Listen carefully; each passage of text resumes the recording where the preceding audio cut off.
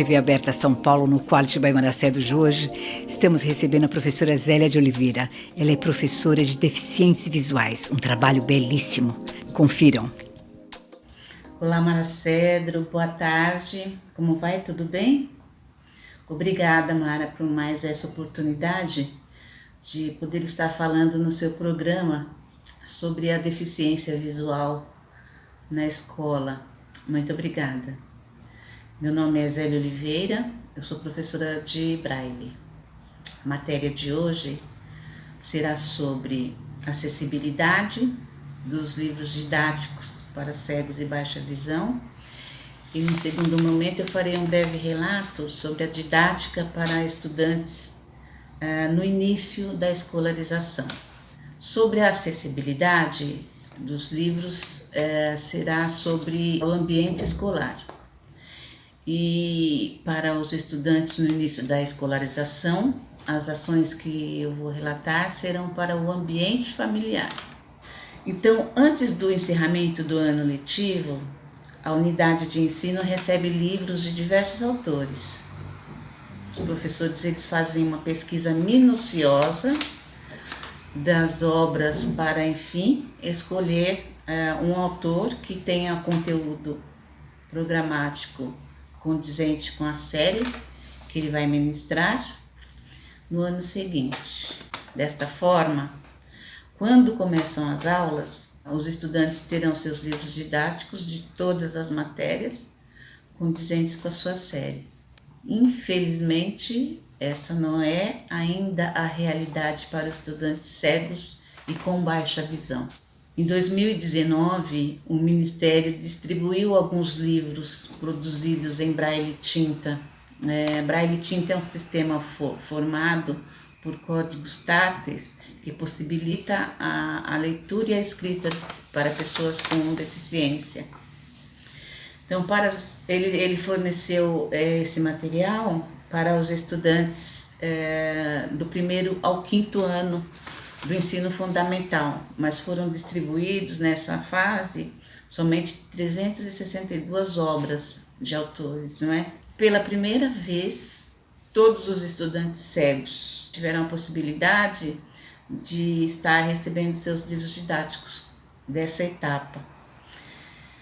Eles tiveram condições de receber seus livros adaptados, ou seja, foi o início de um processo onde a inclusão dos alunos cegos realmente aconteceu, né? Onde os cegos eles tiveram a oportunidade de aprender o mesmo conteúdo paralelamente ao aprendizado das crianças videntes. Neste processo, os estudantes com baixa visão também foram contemplados com as obras ampliadas, né? Então, o MEC ele está trabalhando para que todos os estudantes cegos tenham uma maior inclusão social e possam ter um ensino, né, idêntico aos demais alunos. Então, segundo o MEC, os estudantes cegos vão poder contar com livros didáticos em braille tinta em todas as obras que puderem, né, incluir no PNLD, Plano Nacional do Livro Didático. Então, é um grande avanço, porque esse material ele auxilia a vida do professor na sala de aula. Por que eu digo que vai facilitar a vida do professor? Porque todos os alunos que tiverem seus livros didáticos, cegos, baixa visão, vidente, se tiver seu livro didático na sala de aula, a criança vai ficar mais segura no ambiente escolar.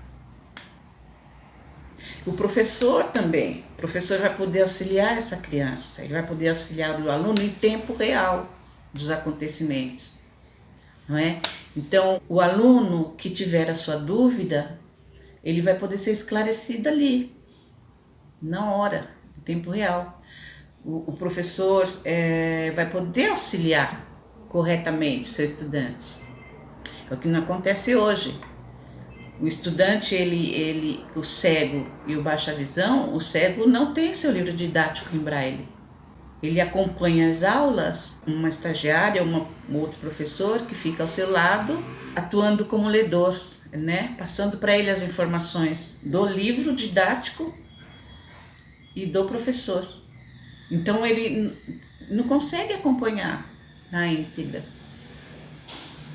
Como, né? Ele vai acompanhar? Porque os livros didáticos, formas, fotografias, ele não tem como explicar para o cego o que está se passando. Então é muito difícil, é um processo muito lento que está acontecendo, mas já é um início, não é? O estudante com baixa visão acontece a mesma coisa. Ele não consegue acompanhar todo o conteúdo do seu livro didático, porque as letras são pequenas, ele não enxerga. Então, é um processo que ainda está começando, mas a gente vai lutar para que isso seja uma realidade daqui para frente, né? Como nem todos os autores disponibilizam das suas versões para estudantes cegos e baixa visão, o que pode ser feito na escola para que esse direito seja garantido do estudante? Na escola, teria que ter um censo escolar para comunicar o MEC que existe na sua unidade escolar, na sua unidade de ensino, estudantes cegos e com baixa visão. Olha a importância do censo escolar, não é? Então, desta forma, os professores que fizerem a escolha dos seus autores, dos livros didáticos, o censo pode estar atuando aí também. O censo vai pesquisar se o autor escolhido, ele dispõe da versão para cegos e baixa visão. Então ele tem essa condição. Em 2019, os livros didáticos começaram a ser impressos, ampliados e em braille. O que teria que ser feito a partir daí então, os livros teriam que ser entregues aos alunos cegos e baixa visão, junto, todos os livros, no início do ano, junto com os livros que os restantes recebem, né? Deste modo, tanto as famílias quanto os professores, eles poderiam acompanhar o estudante. Quando eu falo família, acompanhar o estudante seria o recurso do quê?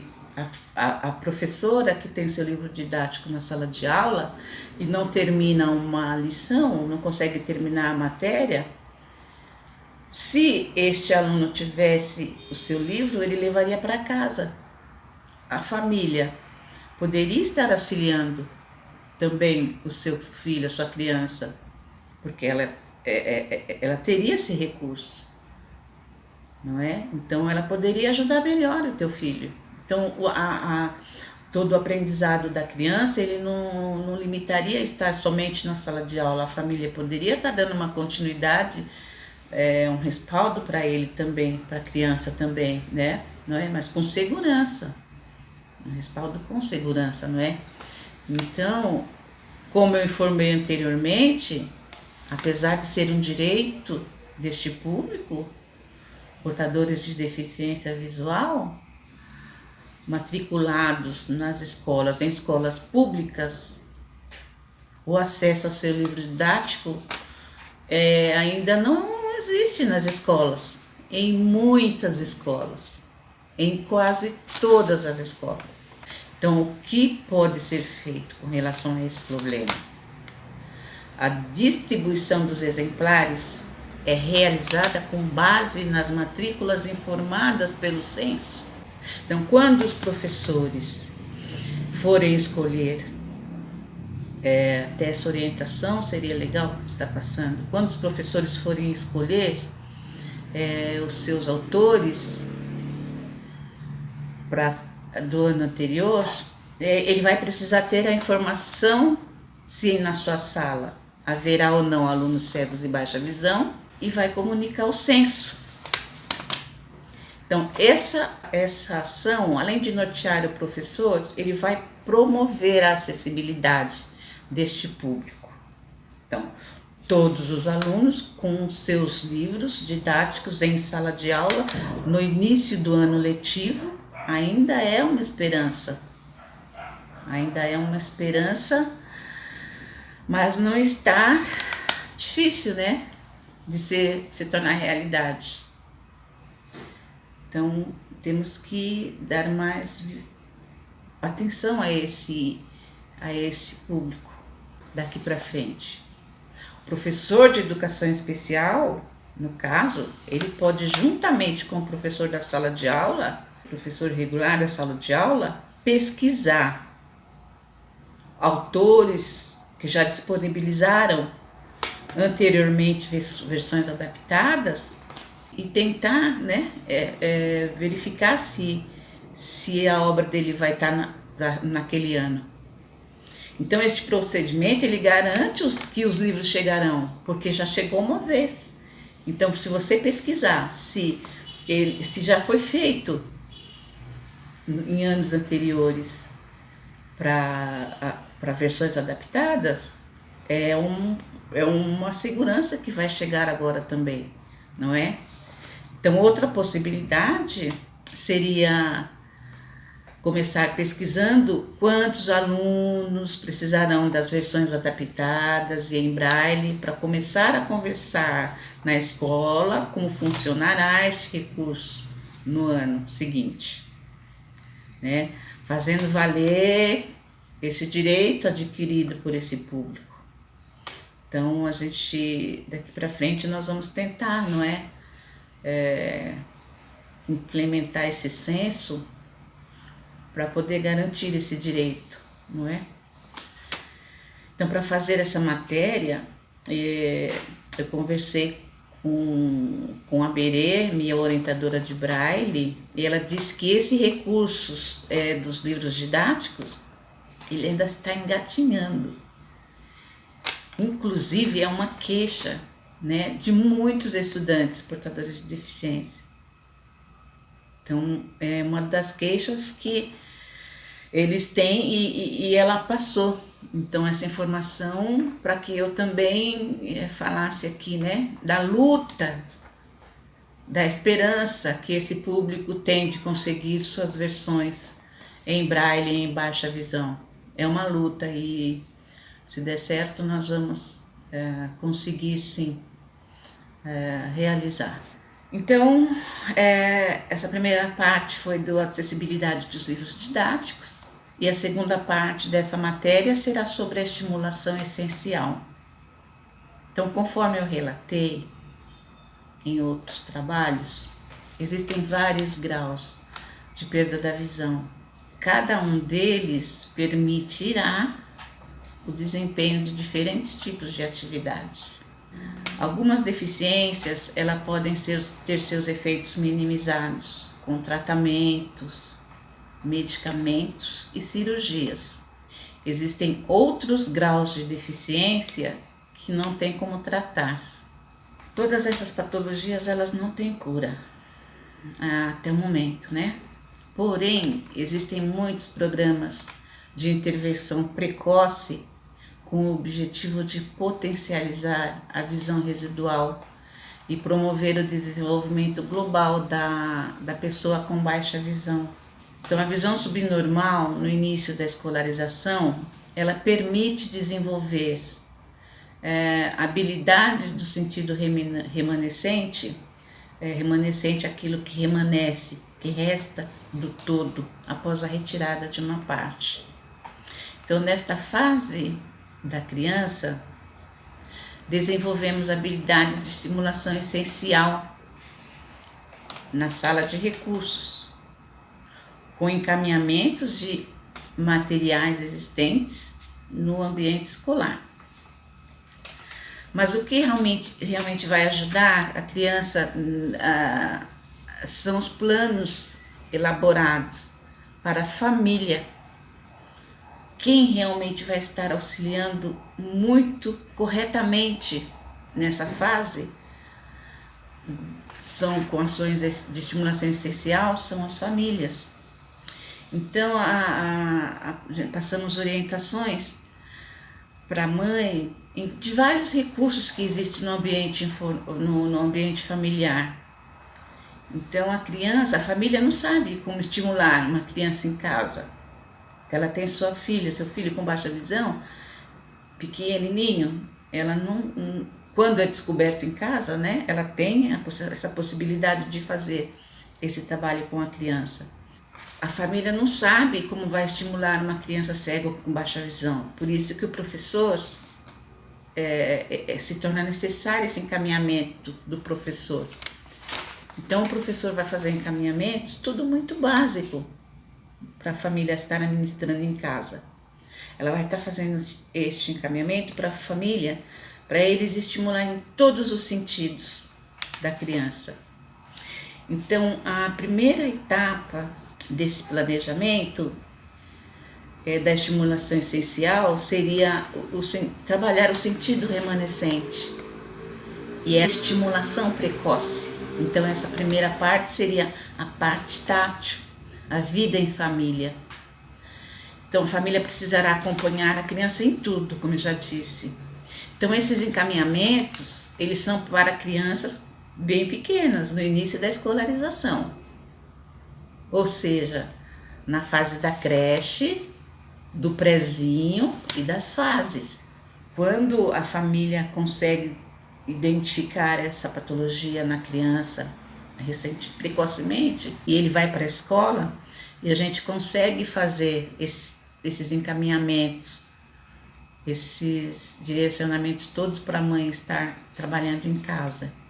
Então, nessa etapa, os encaminhamentos para a estimulação tátil são para pegar objetos, escolher feijão, chamar a criança e fazer orientações tipo: está liso, está quadrado, encontrou sujeira, ou seja, encontrou pedrinha no feijão, outra coisa que não seja feijão, não é?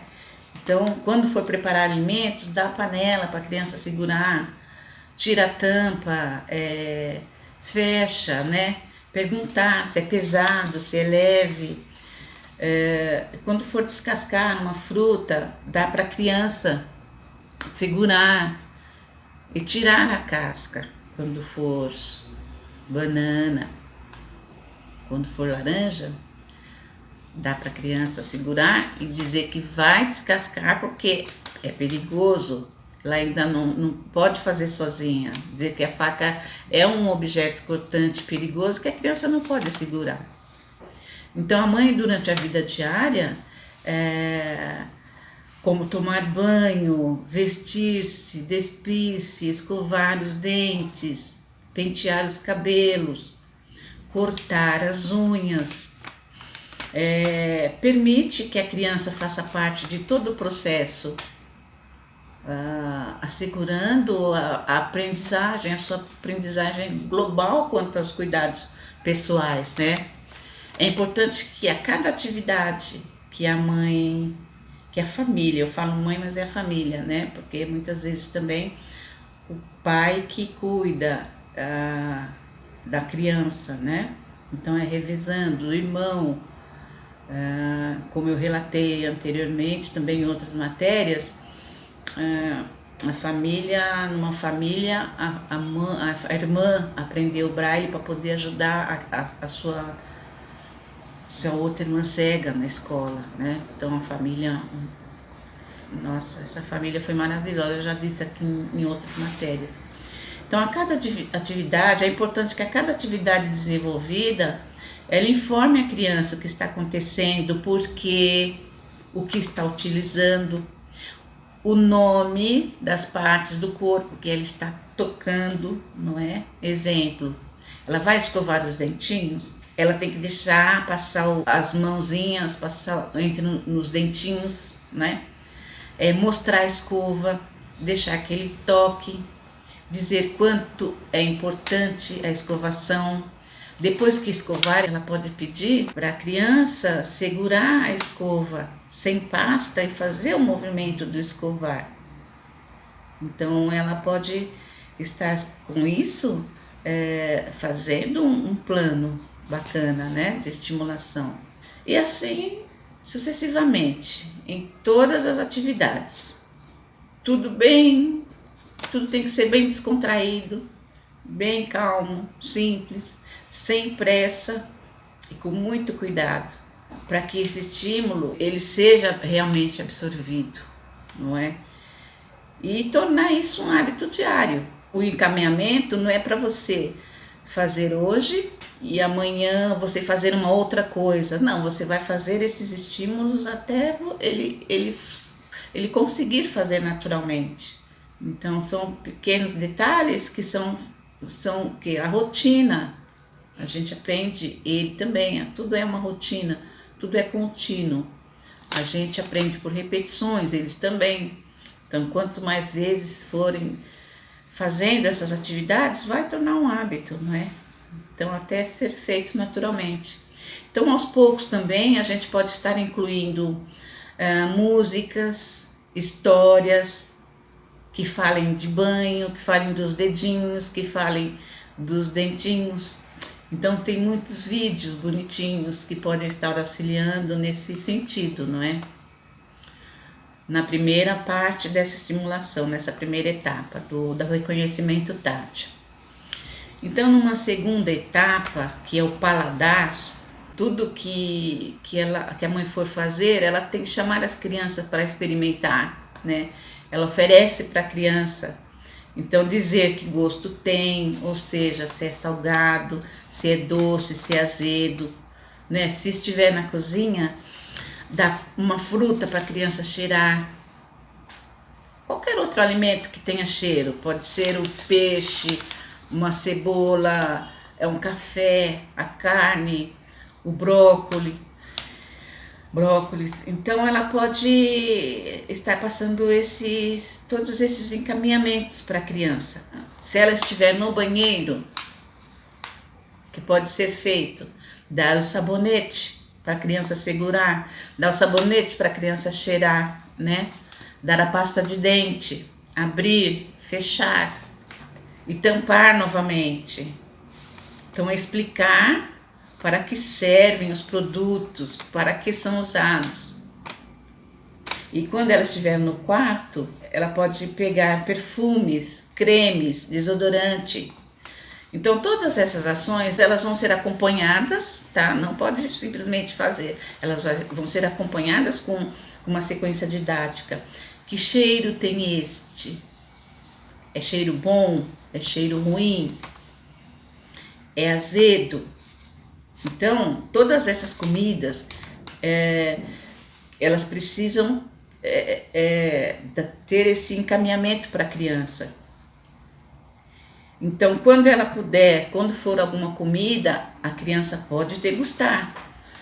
Se for bebida, a criança pode também degustar, né?